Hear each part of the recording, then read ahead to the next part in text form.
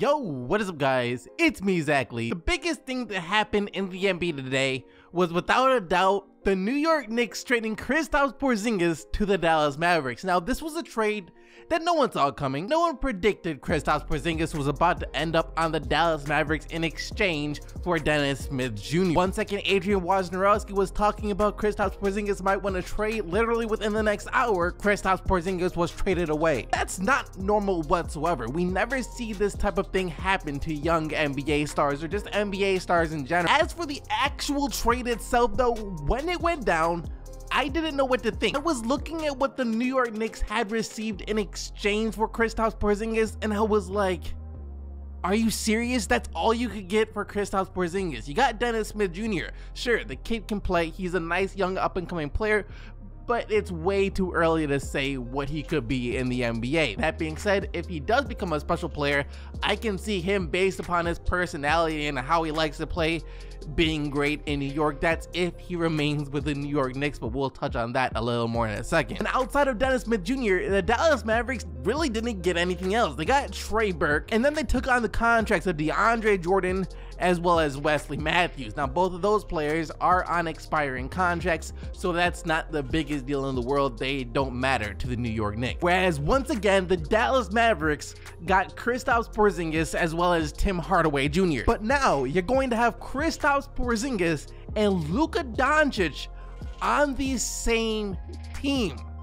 We're talking about what could go down as one of the greatest EuroLeague player pairings in NBA history. And not to mention, you still got Dirk Nowitzki in Dallas. And I don't think there could possibly ever be a better player to mentor Kristaps Porzingis than Dirk Nowitzki. So the Dallas Mavericks, they're looking really nice right now. It's a great time to be a Dallas Mavericks fan. Or at least that is what you would think, as the reports didn't end here. We also got reports saying that Kristaps Porzingis is planning to tell the Dallas Mavericks that he's going to accept the qualifying offer after this season. And what that means is Kristaps Porzingis will accept the mandatory qualifying offer that the Dallas Mavericks will have to give him for him to enter restricted free agency.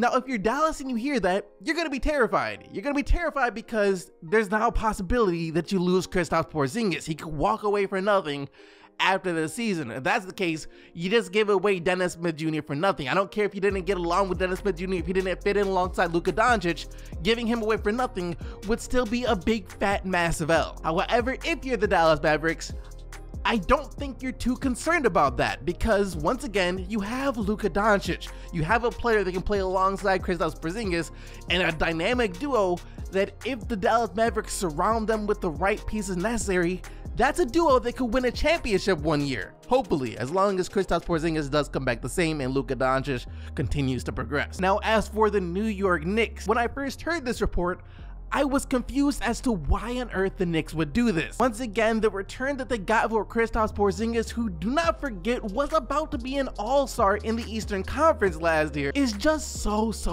low. It wouldn't make sense for them to do this, and not to mention, they did it so fast. Like I said, we had just started to get reports out that Kristaps Porzingis might want to be traded, and the next thing, he was traded. However, there are a few people out there that seem to believe that this move for the New York Knicks was simply a part of a larger plan, and they don't even plan to keep Dennis Smith Jr. on their roster. Instead, they're planning on using him for trade bait. Here's the thing.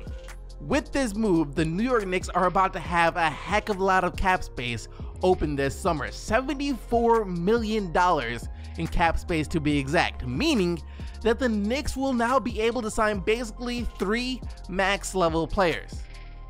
3 max level players, and what they're planning to do is trade Dennis Smith Jr., Kevin Knox, Frank Ntilikina, and maybe a first round pick as well in exchange for Anthony Davis. And after they do that, they're going to try and lure in guys like Kyrie Irving, Jimmy Butler, or Kevin Durant, so that the New York Knicks could then have their big 3. That's the plan. That's the angle that the Knicks are taking with this. However, we know that that's a very dangerous angle to take. For one, it will rely on the New Orleans Pelicans accepting the Knicks offer of Dennis Smith Jr., Frank Ntilikina, and Kevin Knox as well in exchange for Anthony Davis. And then after that is going to rely on the Knicks' ability to draw in big name free agents. If that doesn't work out and Anthony Davis walks away, because why would he want to be on the Knicks with anyone else, then the Knicks just took the biggest L that I can think of in a very long time, maybe since the Brooklyn Nets traded away their entire franchise. So this was a very risky move for the New York Knicks. There's no looking at it from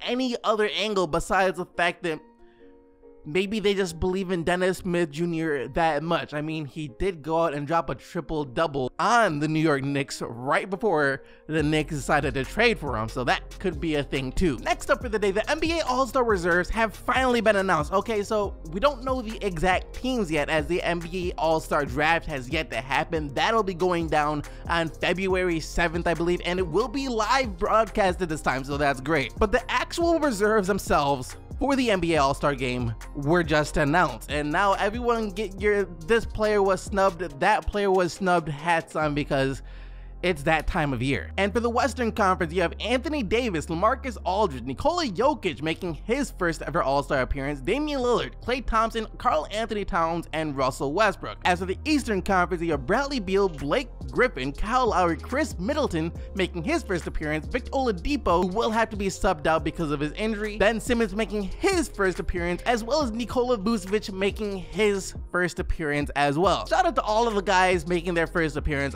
Every last single one of them deserve it. Nikola Vucevic, the beginning of the season, he was killing it. The Orlando Magic looked like they might be able to compete for the 8th spot in the playoffs.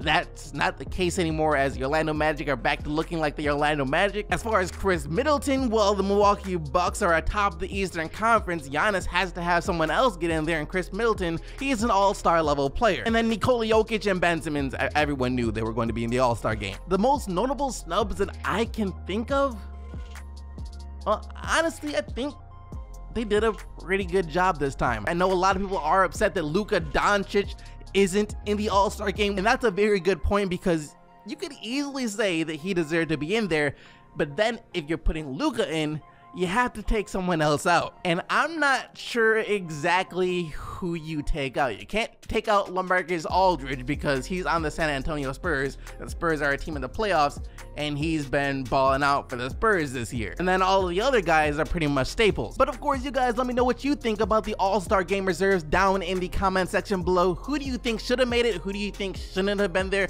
Let me know all of that down in the comment section below. Anyways, that's actually gonna do it for everything that we have to talk about in the NBA today. Thank you guys so much for watching. Thank you for sticking with the channel. You know that I truly appreciate it. And if you enjoyed the video, then why not go ahead and smash that like button, as well as make sure that you are subscribed to the channel with post notifications turned on so you can stay up to date with everything that goes on in the NBA on a daily basis. Thank you once again for watching, though. You guys already know that you are the real MVPs, but that being said, until next time, I'm out of here. Peace!